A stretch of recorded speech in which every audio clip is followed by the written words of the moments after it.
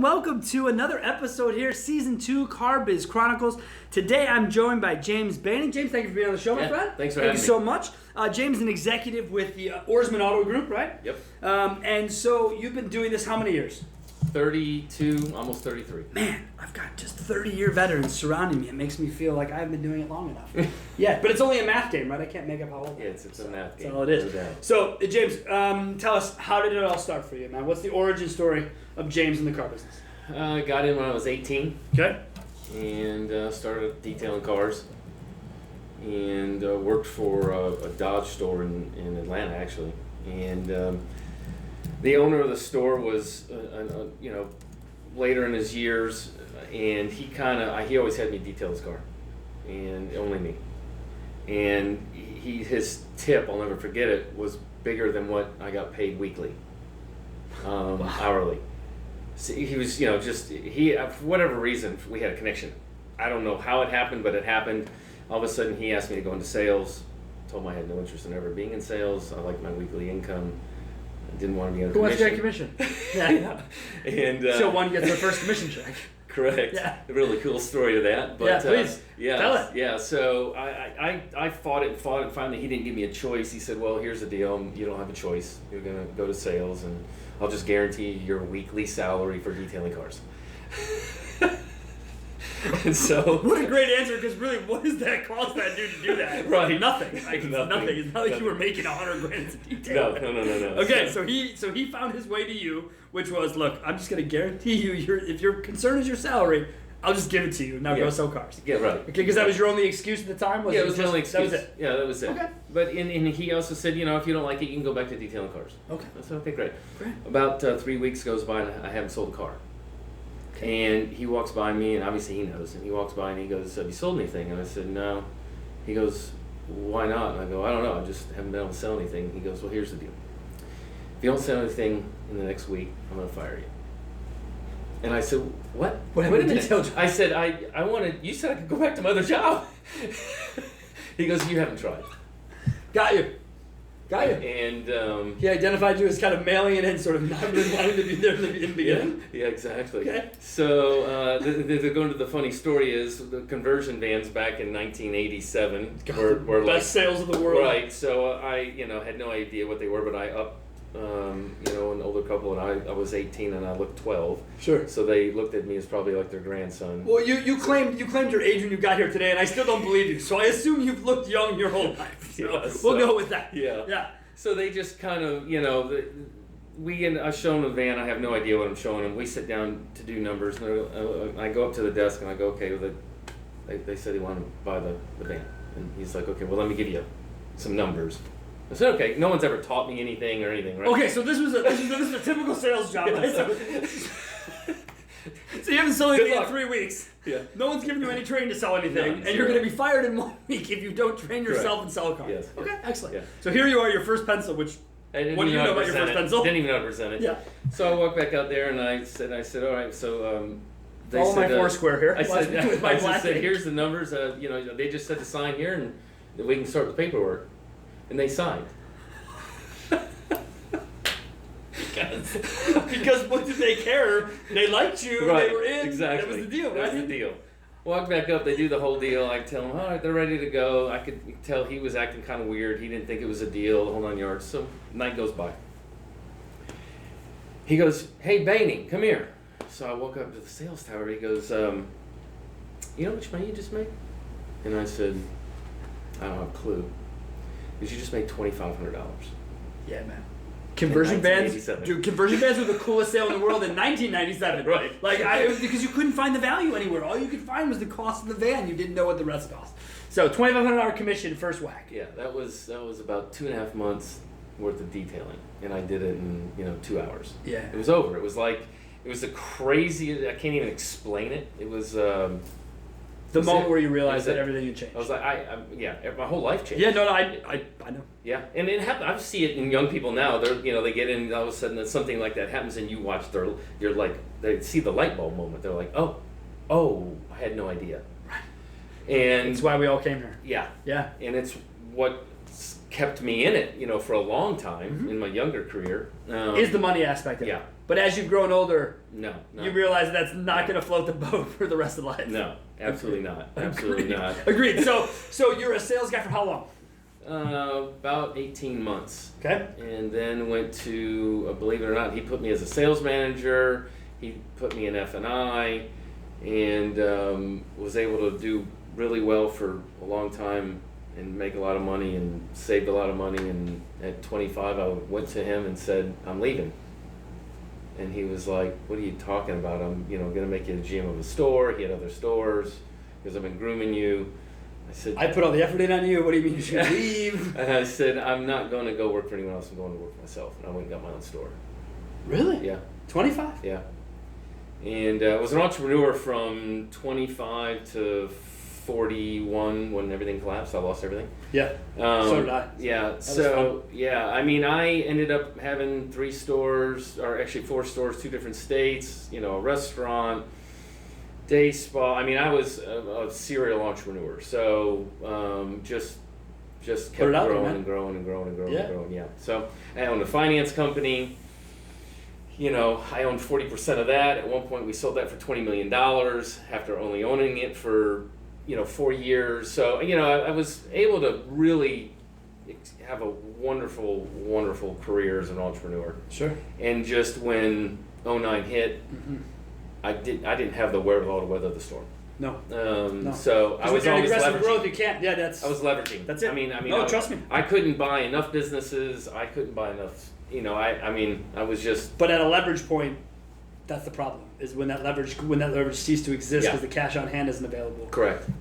Yep. It all falls apart. Yep. Yeah. No. I completely understand. Multiple houses, businesses. Yeah. Yeah. I get how the whole thing goes. So Yeah. that part sucks. So that was 09. Yeah. And then what? How did you come out of? How did the phoenix rise from the ashes of 09, as it were? So I always want to put an asterisk with this. So my wife always separated personal and business money. I didn't. Sure. So from 25 to 41, she wrote the check every week, regardless what I was doing. You can go do whatever you want. We've lived in the same house for 25 years that we bought as a starter home 25 years ago. We never moved. So she was this just incredible saver, investor. Finance wizard. Yes, That's and I was have. over here growing companies and just, Paying no attention to the bottom line. Yeah. Don't know what the mortgage costs, don't know what the bills are. It's not my business. That's what I tell her all the time. Yeah. It's not my business. Yeah, I run my part, right. you run your part. And so she ran our personal life like a business that I didn't even realize. Right. So when, she let me, and I really did not know, I really was not paying attention. So when I lost it, we made the decision to shut all my businesses down, that, it was the right thing to do. Pull the plug. Yeah. Yep. She let me feel that pain for about 90 days. And then she put me in the car and drove me to the bank. Nice. And she was like, we'll be fine forever. Everything's going to be fine. But this money will never be invested in business. Right. This money has nothing to do with what Right. you think it does. Yeah. So go get a job. Go get a job. 90 days. Take your lumps, right? Yeah. Yeah, dude, that's the same. I have almost the same story. I was a young sales guy. I could make plenty of money. No problem. Yeah. Didn't have a problem saving it because I didn't know where to spend it except for, nights out with the guys or whatever. Other than that, I was at work. I didn't know where to spend it. I meet her and she's just like, wait a second. How much money do you make? How much do you have in your savings account? Savings account. I got a checking account, a bunch of money. And she was just like, no. Do you have any retirement? Retirement? Who's got time to think about retirement? Now in my life, without her, I would have nothing. Right. And the reason I could start CarBiz 6 years ago was because she came to me and she said, look, you could now work for a year.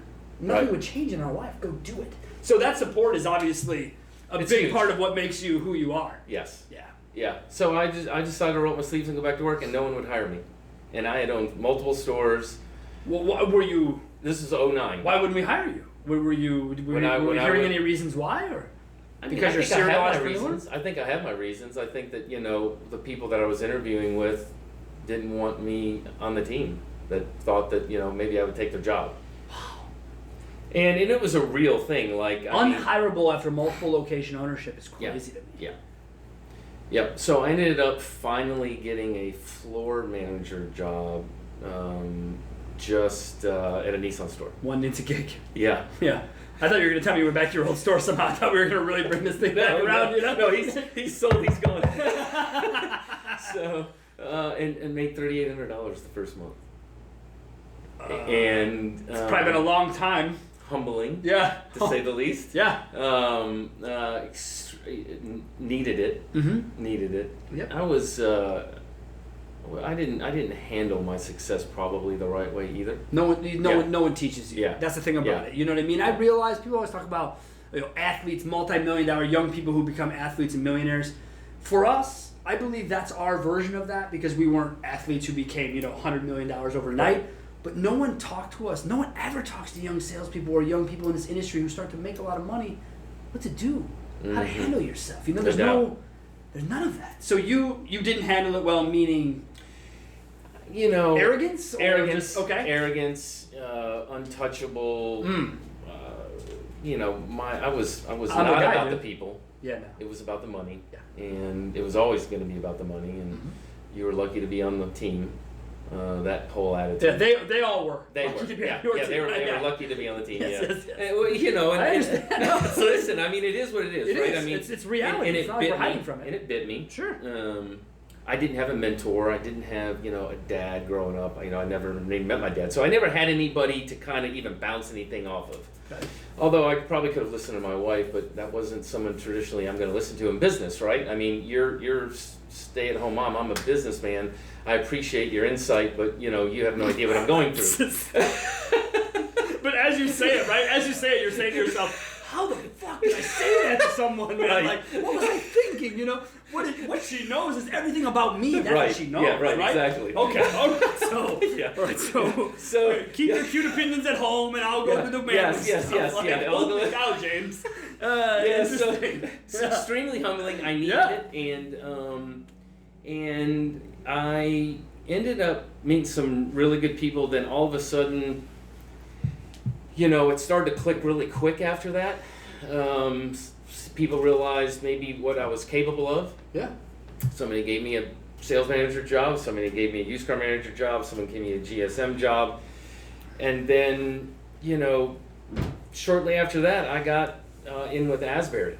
And great place. Really good place. Was with them for like 5 years almost. Okay. Just shy of 5 years. And they gave me a GSM job of a Lexus store, did really well, sent me to Dealer Academy on their dime. That's a nice deal. And then gave me a GM job at a Lexus stores. And, that's a pretty big deal. It is. Yeah. Especially in Atlanta at the time, right? I mean, that's a huge deal. Yeah, so it's a huge deal. They invested a lot in me.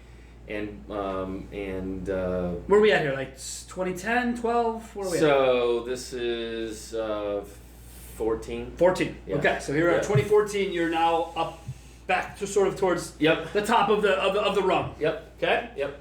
And did a pretty good run with them in that position. And surrounded myself with some really phenomenal people, and built a great team, and we shattered a lot of records, and put a name out there for ourselves as a team. Is that where the Alpha team comes from? Yeah. Is that where that's birthed from? Is from that group? Yep. That's super cool. Yeah. That's super cool. But you felt that way because of the people who surrounded you. Yeah. Which is something you would have never said a decade earlier. Yeah. You would have thought that those people were great because you surrounded them. Correct. Yeah. No doubt. That's how I feel. I felt. Right. I know it's not true anymore. Right. Exactly. Right? Yeah. That's interesting. Yeah. I think part of it's just necessary to exist in our industry long enough. Is that you have to have that level of arrogance, but we have to be able to do a better job balancing it. Yeah. So I think there's a little bit of. I think there's a piece of that. So I think that there's. I talk about this. So I say, confidence and arrogance are two different things. Agreed. And I need to learn that. Yeah, confidence and cockiness, two different things. And I love sports. I relate everything back to sports. So do I. And so I look at a dealership as an NFL sports team, and I know mine's a baseball team. It doesn't matter. Yeah, whatever it is, right? So I just relate everything back to sports, and you can see the people on the team that walk out, and I won't name any names, that have that cocky arrogance, and then you've got the guy that walks out and he's confident, and they're exactly the same type of player as far as ability. Right. And standing in the community, if you will, but how they react is different. Yep. And the longevity of the person that doesn't have the cockiness and the arrogance is way longer than the other. Agreed. And Agreed. yeah. So is that basically what? And I'm putting myself in with you. Have we basically morphed then from cocky, arrogant people to those of confident people? Yes. Is that what we can call Yes. ourselves? Yes. Okay. Because I always make eye contact. I never let my head drop. Right. If I'm talking to you, we're talking. Yeah. And people are always like, well, that's a little bit much. Like, are you a bit in my face about it? It's like, well, this is like I don't look down at the ground when I walk. Right. I don't, like I'm confident. I walk into a room like I own it because that's what I feel like it takes for me to be in the room. I think that's okay. But that's just my opinion. Well, look, that's just my opinion. That's It what doesn't I make care it right. about right now. Well, I don't know. It sounds like it makes it right to me because you sign off on it. So no, but you're right. So here we are. We're more confident. You have the Alpha team. You guys have a brand. It's obvious online. It's how I first really started to read about you and understand your goals. Kind of tying it into the people and process. When did it click for you that when you became a GM, where people and process were going to make the difference? Like where did it really sit in for you? Well, there's I don't want to get religious. There's a piece of this where when when I lost all my businesses and sat back and realized the things that I've been doing wrong. It was way back in 2009. Got it. Where all that changed. Yeah, that I just realized, I'd kind of lost touch with what my center is. Got it. And so that's where you went back and really relied on your faith. Yes. Now, was it faith? And again, we're not here to have a discussion, but I'm not someone who does that, but I'm still interested. When you did that, you look back retrospectively and decided that, hey, I've strayed from my faith. Is this something that was a faith you'd had previously? Yes. And that you just needed to revisit? Yeah. Okay. Money got in the way.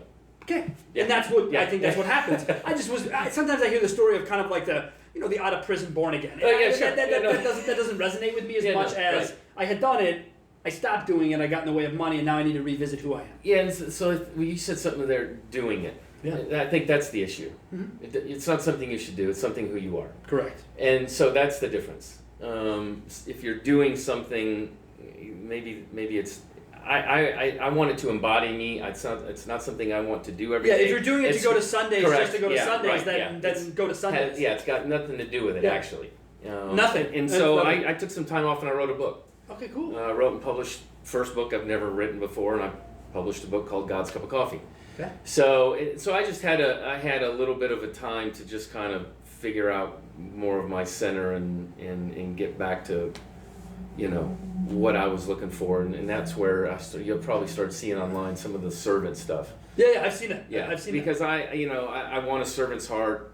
I want to put people in front of me at all costs, no matter what, in every area of my life, whether it's my personal life, my business life. And this started to transpire about on that. Yeah, because that's what I think. Yep. I think that's what collapses do. Yeah, because I think that's 100%. when I first realized that all this money, all these houses, what did it do? Yeah, it was worth nothing. Nothing. Because no one was here to save it when it went backwards. Yeah. And all the people who said they wanted to hang out and be part of the family, they weren't nowhere to be found when everything was collapsing.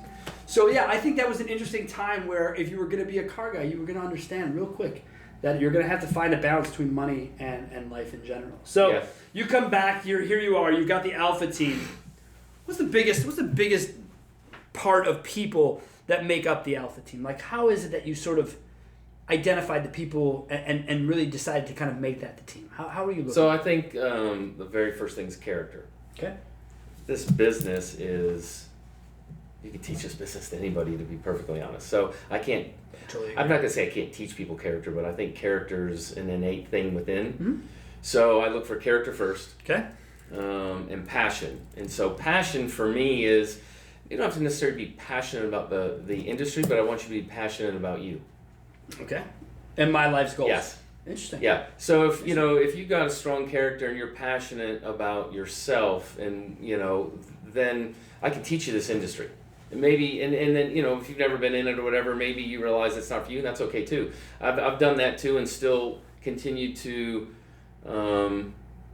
talk to those people and actually be very involved in their life, which is super cool to me. That's what it's really all about. But that's part of the servant side. You see, a good friend of mine, Bill Schomburg, who I'm sure you know. Yep. Bill is the same way. Everything he talks about is servant leadership. Yep. It's crazy. And the way I admittedly am not that person.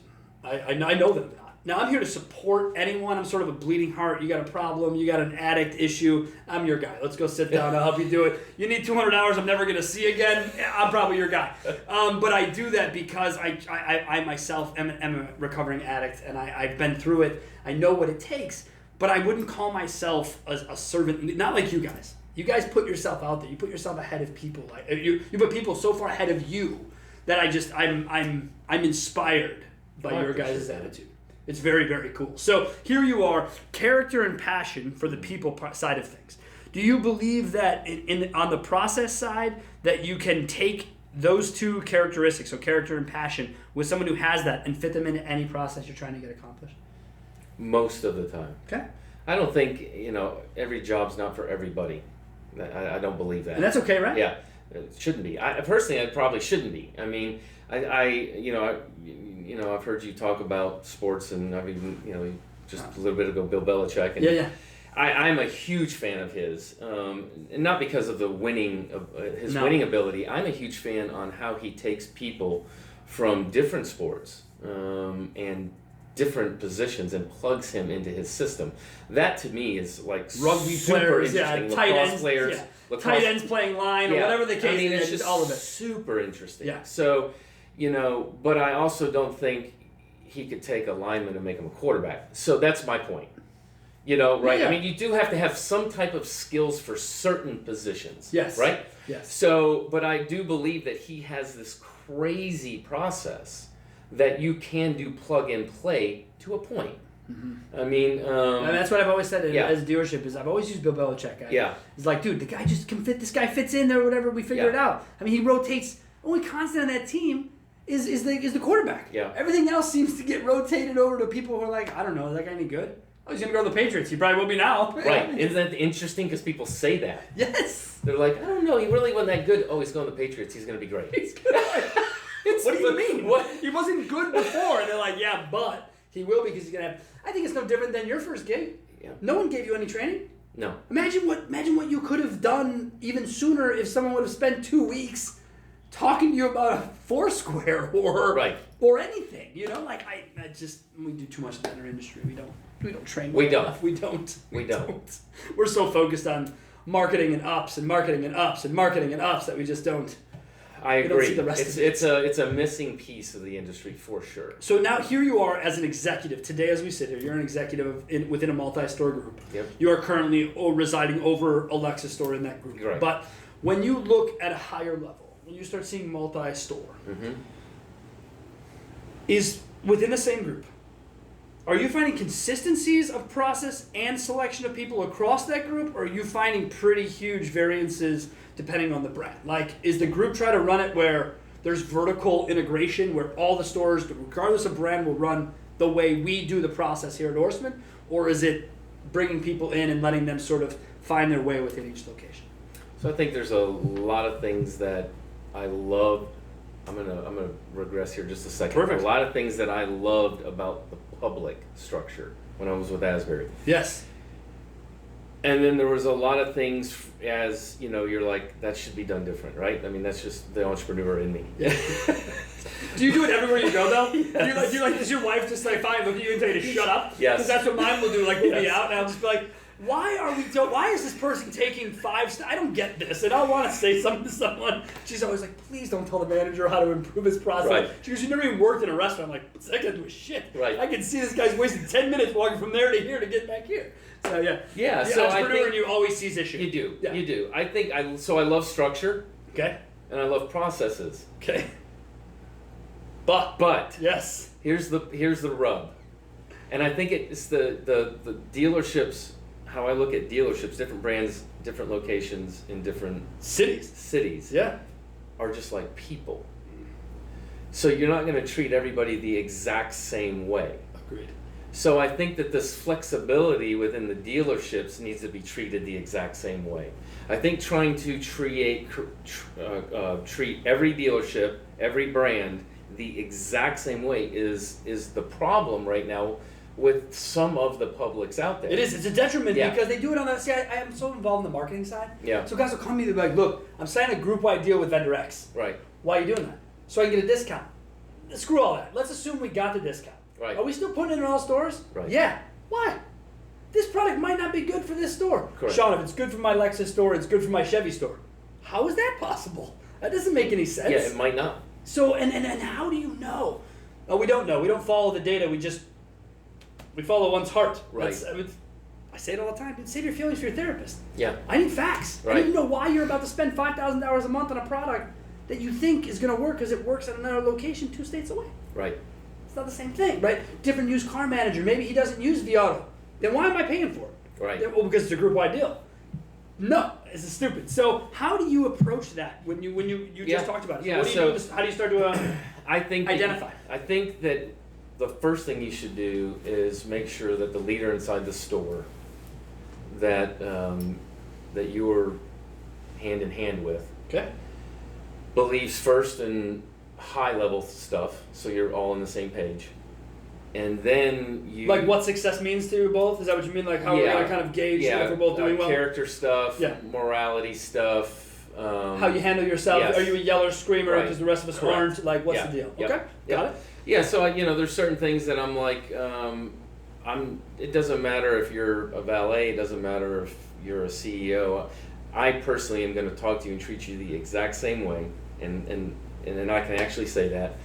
Agreed. Waiters, waitresses, I doesn't make matter. no beef. I make no difference. It does not matter. Everyone is working in this world for what they want. That's it. And I'm never going to raise my voice at you either, so I expect that same level of treatment. So let's start here. Yeah, I struggled there, but I like the fact that that's great that you do that. That's wonderful. And those are non-negotiables for me. Now, has that changed, or has James always been a non-screamer? Oh, no. This is part of new James? Yeah. This is the 09 James? Yeah. Okay. Yeah. It's like the 80 thing, right? Like maniac. after a recession, right? That's who we both are? Yes, yeah. Got it. Okay, cool. 100%. Yeah. But I don't know if I've chilled out yeah. that much, but maybe I have. Yeah. I have big time. Okay. Yeah. Because it changed your life. Yeah. Fundamentally, everything that happened in 09 changed your life. Yes. Okay, so here you are. You're with the manager. Hey, you're not a yeller screamer. Neither am I. Yep. Cool. Yep. So I think you get a baseline, and then you sit down and you start to diagnose the leader of the store in that market. Okay. So if you want to, I'm a big on I always ask when let's say we look at the financial, we look at something, we look at your market, and you go, what do you see? What is it that you see you should improve? Yeah. I want to hear from the person that's either in the store or the person we're going to put in the store. I've got my own opinions. That doesn't matter. Correct. I'm not going to be in the store every day. Not a lot of multi-store executives talk that way, James. Right. They most talk the way that I'm the multi-store, so make sure things are run the way I want, because when I am here, they better look this way. Yes. And I think that's a serious detriment because you're not. Right. You're not there. Right. And I won't tell my clients how to run their stores. No way. I'm not in your stores. I'll tell you how to run your marketing and your data, because that doesn't take me being in a store to see. Right. But processing people? Yeah. Not interested in commenting from a distance. Who am I? Yeah. What do I know? No doubt. No. So how do you approach inside when processes aren't followed, or like if someone has a broken process, how will you approach that? Yeah, so if someone has a broken process, the first thing I'll do is, let's say we sit down and we'll go, I like to give the autonomy on the process. Okay. To the leader of the store. To the leader of the store. Okay. And then if something looks broken, sit down and go, this looks like, well, first I'll sit down and I'll go, this is a process, what do you think about this process? Got you. So see if they think it's broken. Yeah. And get the response first. Yeah. I've neglected that. Yeah. Or I've been doing it this way for a decade. Or I've neglected it. I believe in that, and I need to put more focus on it. I get that a lot. Okay. And are you open to saying, okay, so you just haven't focused on it? Right. Okay, so you haven't focused on, because I'm in stores. I know you can get away from certain things, and somebody at 50,000 feet can see sometimes because they're not in the minutia. Agreed. They're like, hey, have you maybe been missing this for a while? And you're like, oh yeah, I have. Yeah. Life takes over. Yeah. And especially in dealerships. It does. There's just too many things going on. People don't get it. And I know that we always talk about, well, why do they have to be car guys for you to listen to them? It's a different life. I'm not asking you that you have to be a car guy for me to listen to you about everything. But if you're talking about people and process of a car dealership, you're going to have to have done it. Yeah, I think there's a lot to that. It's not just a running. You can't just be a sales trainer. I don't think so. I don't. Yeah. I think you have to live the experience. Yeah. At some level. So I agree. So here you are. You live the experience. You the guy says to you, James, this process is broken in my eyes. how do we fix it? So will you work with them, or do you say, hey, look, this is what I would do to fix it? No. No. I would. It's a collective. Yeah, it's a collective thing. If it gets to the point where the store's spiraling, I'm gonna have to have a super hard discussion. Yeah. But if it's spiraling, then shame on me that it's spiraled. Sure. To be perfectly honest. As an executive, to be perfectly honest. I should have been here before the spin happened. Correct. Yeah. So I should have noticed maybe before it's you were my fault. downhill. Maybe it's my fault. Yeah. And Maybe I put the wrong guy. I take, so I'm always a firm believer in, regardless whether this is really the case, this is how I choose to look at it and fix things. Everything in my life, no matter what it is my fault. Because I always feel like if I take responsibility of it, I have the choice then to try to fix it. Sure. If I give someone else the responsibility that they're the reason it went bad, I can't fix that. No. So, and people are like, yeah, I hear you. It's not always all your fault.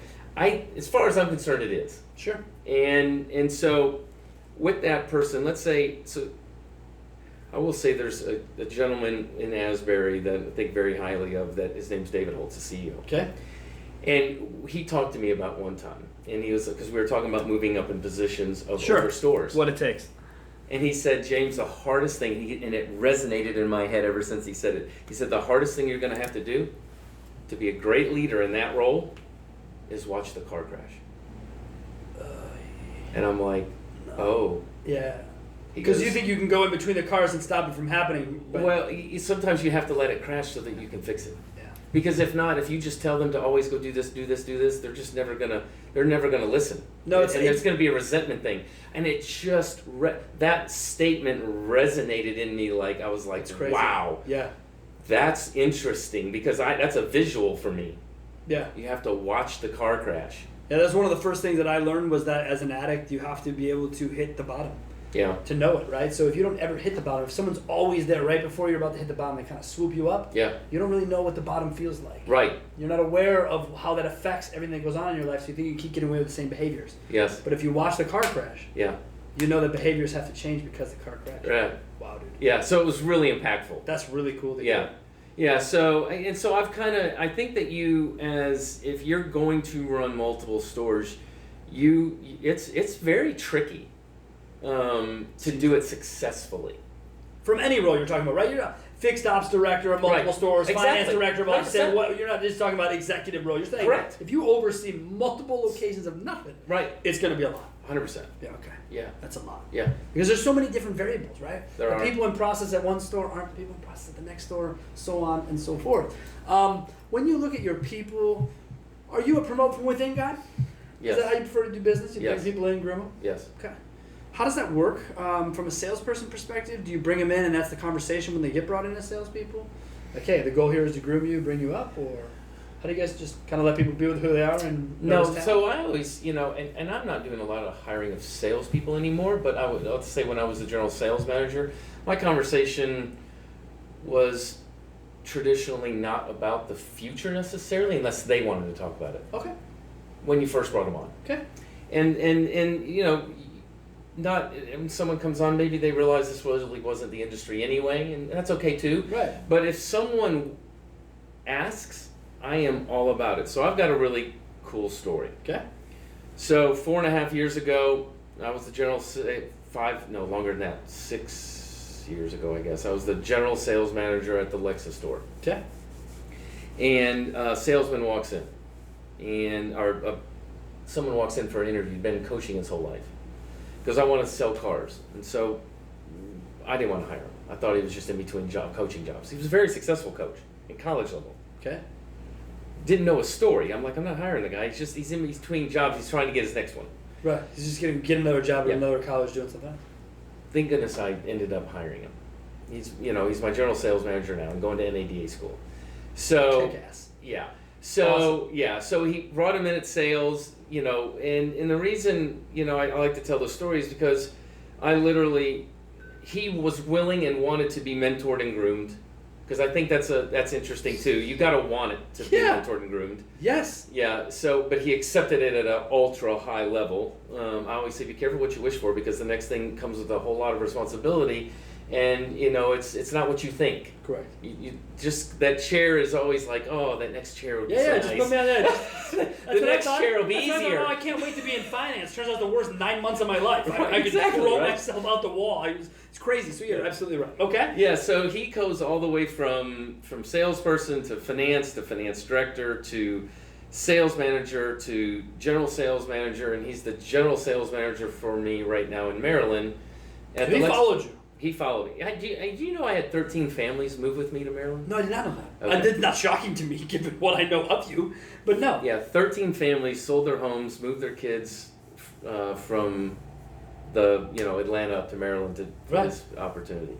And I can say this, and most people say, I don't believe that for a second. I would welcome you to pick up the phone. 10 probably out of the 13 people did not have a pay plan before they moved. What? They just moved. Just the idea of you. They just moved, wanting to make buy sure in with you. Yes. Be a part of you. They did not have a pay plan. Part of that is probably, look, I would say because of knowing you like I know you, and it's not that well, I would say I would probably do the same because of your servant leadership. I would never think that you would throw me and my family to the wolves if I moved 4 states and thousands of miles. You'd screw me. No, not in a million years. So that people, if you said that about people followed me like that, I would probably tell you you're crazy. But that doesn't surprise me. No, that doesn't surprise me because that's part of your people and process. Right. That's part of what you believe in. Yeah. And so 10 families follow you. Wow. On the people side, were you able to just basically bring your process with you with that many people? Yeah, so I was very blessed in that situation. You should have served your NFL team with half the NFL team. Yeah, brought the whole coaching staff. Yeah, right. And the assistants. Right. So it was easier to make an impact. Sure, because everyone had already been working. Yeah, so it was you plug in, it was a Lexus store. Right. Again, it's brand for brand. Yeah. Same leader. Yeah. The geo's different. Yes. So we were very, very blessed in that situation to make a massive impact in a very quick manner. So that's why it's still called the Alpha Team then? Yes. Because y'all just came with. Yes. It's awesome, dude. Yeah. That's awesome. Now, just quickly, how did that make you feel? When that many people were willing to just basically blindly follow you? An overwhelming sense of responsibility for their kids, their wives. It's hard to even describe. It's always the hardest part for me being a GM. Yeah. Wasn't the dealership.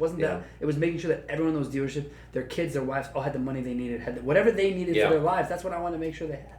That's stressful. And to sell their homes, and some of these people lived in Atlanta for one of the people lived in Atlanta for 30 years, and to just sell everything, it was overwhelming. That is overwhelming. Yeah. Now, did you know that was going to happen? No. Did you ask of any of that to happen? They were all like, "Wait a second, James, you're doing what now?" Right. The 13 of us are packing home. Right. We'll follow. Yeah. Well, yeah. That's we're how it headed was? with you. Yeah. Wow. Yeah. And the group you left, how did that? No. It was, it was their choice. It wasn't a little like you awkward. with you. It was awkward. Okay. Awkward. Hopefully you don't see him a dealer maybe. That's all you can say now. But you still live there. So you go back and forth. I do. I do. And really the Alpha Team is really not even that anymore, and that's really what the Alpha Team really has nothing to do with actual humans. No. It has to do with the idea. Yeah. Yeah. I get that. It has to do with just people trying to figure out how to be more kind, how to help people without asking anything back. And it really has nothing to do with this industry. It has nothing to do with really anything except a movement. It's not a car-based movement. No. It's a human movement. Yeah, it's a human movement. There's way more to this that I want, that I hope it evolves into. Your role, or just really the industry in general? Me. You mean Just just humanity? People. Yeah. Yeah, and obviously that's if we're looking to get more out of humanity, dude, I'm in. That's a great thing to go towards. Yeah. As we close it up, Yep. People in process is obviously what we're after. We call it hashtag People in Process 2020. What would you tell people from where you sit as an important? Is one more important than the other? Does one have to come first, kind of the chicken or the egg? I think I talk about it all the time. The most important asset in any business ever will be the people. Okay. Period. I'm going to keep circling that. It's a common theme in the people we're talking with. Everyone comes back to people. But let me ask you, everything comes back to people, but how much of the focus does it get? with me, he gets all of it. That was not helpful. In this industry, I should have known he would have said that, right? In this industry, what do you think do you think it gets the attention it deserves in our industry? No. People in training. No, in and general? I think that's an advantage for you, people. Yes. and your team. Yes. It's because you do value it at such a high level. At such a high level, it is number one. I will put that in front of everything. Everything.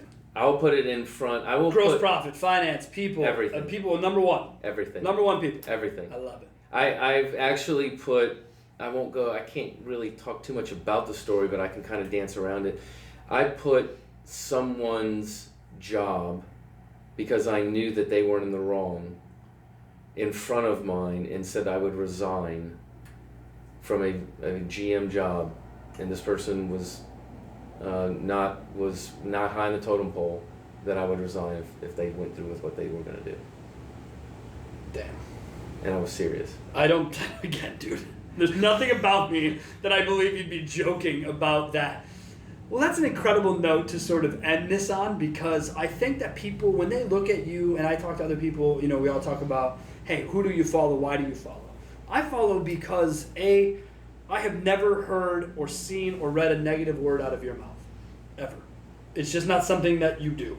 I also follow you because your passion is bigger than, I have it written down here. Character and passion were the couple of things you said were important. And your character and passion is so far above most people that I see and deal with on social media, because social media seems to be where people want to use the worst side of their character. Yes. And their passion. Yes. And they want to use the passion in negative ways. Where I think passion is important to have just for life. Like I said, I don't need you to be passionate about the car business. Right. I can make you that way. Right. I can get you to love car business, and if it's money, time, I can make it happen. But in general, like you said, character, not really trainable. It's not. I don't think. It's who you. It's who you are. So, man, thank you so much for being on here. Where can people follow the James journey? Where can we do that at? LinkedIn, Facebook, Instagram. You're on all of them. I'm on all of them. You're there talking with them. I try to be super transparent, even with my personal life online. So you are. Yeah. I try not to hide anything good, bad, or ugly, or indifferent, and just put it all out there and make sure that I stay exposed, so that I am exposed, so that I always operate in that type of light. Unbelievable, my friend. Thank you so much for coming on. You've been wonderful. Yeah. Folks, as always, thank you so much for joining us. You can find myself, James, all over LinkedIn. That's what we do. This is Season 2, and we thank you for joining us. We'll see you again next time. Yeah, thanks.